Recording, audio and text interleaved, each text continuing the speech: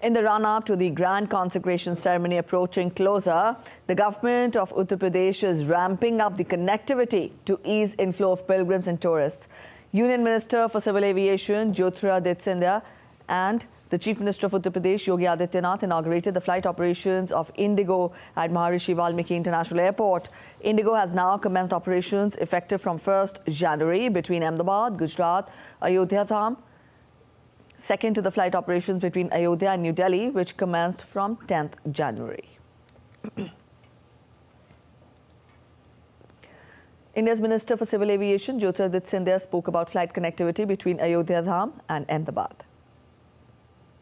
गुजरात की वाइब्रेंसी और अयोध्या की आध्यात्मिक वाइब्रेंसी और उत्तर प्रदेश की आध्यात्मिक वाइब्रेंसी का ये संगम इस फ्लाइट के द्वारा भी तय किया जाएगा। दोनों ही शहर, जहां एक तरफ प्रधानमंत्री जी के दिल के करीब दोनों राज्य हैं, वहां दोनों ही शहर एक मानक है भारत के समृद्ध इतिहास का, भारत के आकर्षण का, भारत की शक्ति का, भारत की संस्कृति का और भारत की सभ्यता की।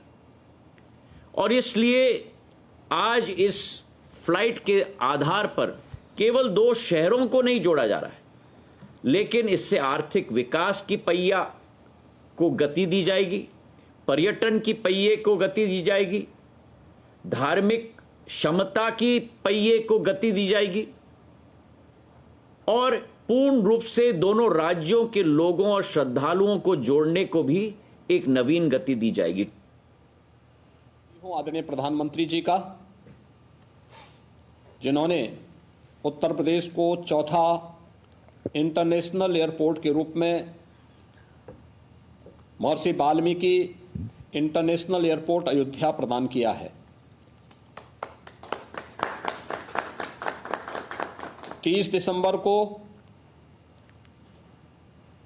इस चौथे इंटरनेशनल एयरपोर्ट के उद्घाटन के साथ ही